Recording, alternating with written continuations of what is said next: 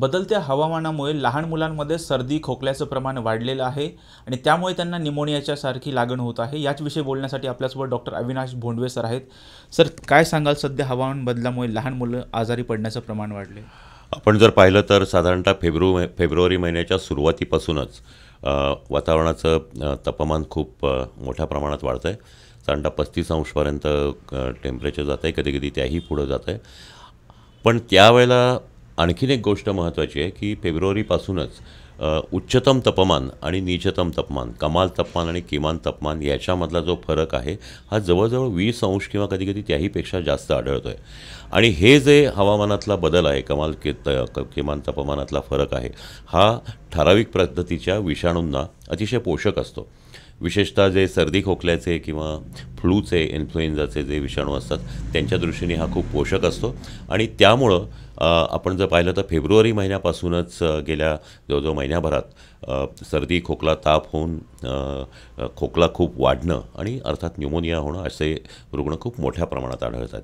हे याचं मुख्य कारण असं की ह्या विषाणूंबद्दलची जी प्रतिकारशक्ती असते ती ह्या लहान मुलांमध्ये, विशेषतः 5 वर्षापेक्षा लहान मुलांमध्ये कमी असते. त्याच्यामुळं सर्दी झाली की दुसऱ्या दिवशी घसा सुजतो आणि लगेच खोकला सुरू होतो आणि हे विषाणू फुफ्फुसात जातात आणि साधारणतः 2 ते 5 दिवसात त्या मुलाला फुफ्फुसाला सूज येते, म्हणजेच न्यूमोनिया होतो. मुख्य लक्षणं काय आहेत सर? यामध्ये आधी साहजिकच सर्दी होते, मुलाला कसकस येते, मग तो तापतो. हा ताप खूप जास्ती असतो, म्हणजे 101 102 अंश फॅरनहीटपर्यंत असतो. आणि त्याचबरोबर हा ताप दिवसात सकाळी जास्ती असतो, रात्री जास्ती असतो, दुपारच्या वेळात नसतो. असा 2 टप्प्यांमध्ये रोजच्या रोज दिसून येतो. आणि त्यानंतर लगेचच खोकला सुरू होतो. हा खोकला बऱ्याचदा कोरडा असतो, मुलाला दम लागायला लागतो, त्याला छातीतही दुखायला लागतं, खाणं पिणं ते मूल वर्ज करतं. या पद्धतीची साधारणतः लक्षणं असतात. निमोनिया होऊ नये यासाठी काय काळजी घ्यावी? साहजिकच असं आहे की आपल्याकडं या आजारांसाठी अगदी म्हणजे फ्लूची लस आहे, इन्फ्लुएन्झाची लस आहे, ते लहान मुलांचं लसीकरण योग्य वयात करून घ्यावं. त्याचप्रमाणे मिझल, मम्स, रुबेला आणि चिकनपॉक्स या आजारांची ज्या लसी आहेत या बऱ्याचदा टाळल्या जातात. इवन कोविडच्या काळामध्ये ही जी मुलं लहान होती त्या काळात त्यांना त्या दिल्या गेल्या नाहीत, तर त्या पुन्हा देऊन घ्याव्यात. आणि मुख्य म्हणजे सर्दी खोकला झाला की ताबडतोब डॉक्टरांचा सल्ला घ्यावा आणि औषधं चालू करावीत. त्यांना सुरुवातीपासूनच पाणी भरपूर पाजणं, त्यांना पचायला सोपं अशा पद्धतीचं आहार देणं, या गोष्टी सगळ्या बघाव्या लागतात. आणि त्यांना बाहेर घेऊन जाऊ नये.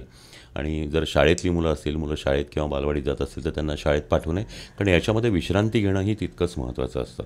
ताप जर जास्ती असेल तर नुसतं तापाचं औषध न घेता संपूर्ण शरीराला स्पंजिंग करून घेणं, जेव्हा खूप ताप असतो त्यावेळेला, हेही खूप महत्त्वाचं असतं. सर, निमोनियामुळे फुफ्फुसामध्ये कुठंतरी पाणी आणि पू होण्याचं प्रमाणसुद्धा वाढल्याचं सांगा. न्यूमोनियामध्ये फुफ्फुसाला सूज येते आणि ज्यावेळेला सूज येते त्यावेळेला मोठ्या प्रमाणात ज्यावेळेला हे जंतू फुफ्फुसामध्ये जातात त्यावेळेला फुफ्फुसाच्या वर जी आवरणं असतात, हे आवरण आणि फुफ्फुस याच्यामध्ये द्रवपदार्थ तयार होतो, त्याला आपण फुफ्फुसात पाणी झाले असं म्हणतो. आणि त्याचमध्ये जर काही इतर जंतू किंवा विशेषतः जर जीवाणू त्याच्यामध्ये जर गेले तर हे पाणी जे आहे हे साधारणतः त्याच्यामध्ये पस किंवा पू तयार होतो आणि त्याला तोही एक प्रकार हे दिसतो. तो अतिशय कमी असतो, परंतु फुफ्फुसात पाणी होणं म्हणजे हे प्रकार या न्यूमोनियामध्ये दिसून येतात. विशेषतः विषाणूजन्य न्यूमोनियामध्ये, विषाणूजन्य आजारांमध्ये हे खूप मोठ्या प्रमाणात येतात. परंतु याच्यामध्ये मुख्यत्वे सुरुवातीपासून लक्ष दिलं नाही मुलाच्या तब्येतीकडे किंवा औषधोपचाराकडे तर या गोष्टी जास्ती आढळतात. सर, या हवामान बदलामध्ये नेमका आहार कसा असावा? आता साहजिक आहे की आपल्याला मोठ्या व्यक्तींना साधारणतः 2 ते 3 लिटर पाणी लागतं दिवसात, कारण हे जे तापमान असतं त्याबरोबर आपल्या शरीराचं तापमान वाढतं. ते वाढू नये, ते आपलं तापमान हे नॉर्मल टेम्परेचरमध्ये राहावं म्हणून आपल्या शरीरामध्ये एक यंत्रणा कार्यरत असते आणि त्यासाठी पाणी मोठ्या प्रमाणात वापरलं जातं. हे पाणी आपण जर घेतलं नाही तर मग तहान लागणं, अंग कोरडं पडणं, शुष्क होणं, डोळे कोरडं पडणं आणि नंतर डिहायड्रेशनचे किंवा निर्जलीकरणाचे प्रकार आढळतात आणि कधीकधी स्ट्रोकसुद्धा होऊ शकतो, सनस्ट्रोक किंवा उष्माघात आपण म्हणतो. तर कुठलाही आजार असो, तुम्हाला त्रास झालेला असो वा नसो, तुम्ही स्वतः आणि तुमच्या घरातल्या सर्व लहान मुलांना योग्य त्या प्रमाणात पाणी द्यायला पाहिजे. नुसतं पाणीच असं नव्हे तर फ्रीजमधली पाणी नाही, पण साधं पाणी प्यावं. साध्या पाण्यात बनवलेली ताजी सरबतं ताक किंवा शहाळं अशा फळांचे रस या गोष्टी आपण लहान मुलांना आणि सगळ्यांना जास्ती प्रमाणात द्यायला पाहिजे. आणि सर्वात मुख्य लक्ष एक ठेवलं पाहिजे म्हणजे लहान मुलांना लघवी होते ना याकडे लक्ष द्यायला पाहिजे. कारण या डिहायड्रेशनचं पहिलं लक्षण असतं की आधी लघवी खूप पिवळसर होते, डार्क पिवळे होते आणि नंतर मग लघवीचं प्रमाण एकदम कमी होतं. हे फार घातक असतं. त्यामुळं उन्हाळ्यामध्ये या गोष्टी द्याव्यात. पचायला हलका असा आहार द्यावा आणि कारण नसताना मुलांना बाहेर जाऊन देऊ नये. आणि हे बाहेरची रस्त्यावरची उघडे पदार्थ, आईस्क्रीम किंवा हे असे जे मिळत असतात हे सुद्धा लहान मुलांना देणं टाळावं. बदलत्या हवामान बदलामुळे ज्या प्रकारच्या लहान मुलांमध्ये समस्या निर्माण झालेल्या आहेत त्यामुळे मुलांनी जास्तीत जास्त प्रमाणामध्ये पाणी आणि आहार हा योग्य ठेवला पाहिजे असं डॉक्टर अविनाश भोंडवे सर सांगत आहेत. व्हिडिओ जर्नलिस्ट शिवाजी साळुंकेसह राजरत्न जोंधळे, टॉप न्यूज मराठी, पुणे. तर काय कामच करण्याची काय अपेक्षा?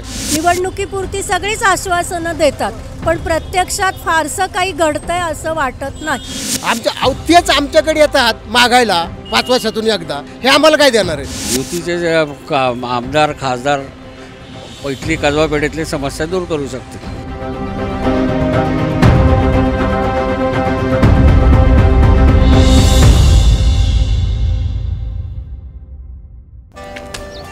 Come on guys, hurry up. अरे सुन ना, एक ब्रेक ले लेते हैं. Guys, I'm telling you, तुम लोगों को सही से ट्रैकिंग नहीं आता. But that's okay, you can learn. रोज का ढक्कन देना.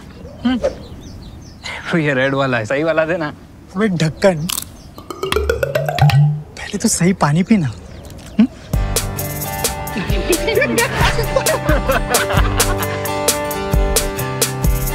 Manikchand Oxyrich, proudly Indian.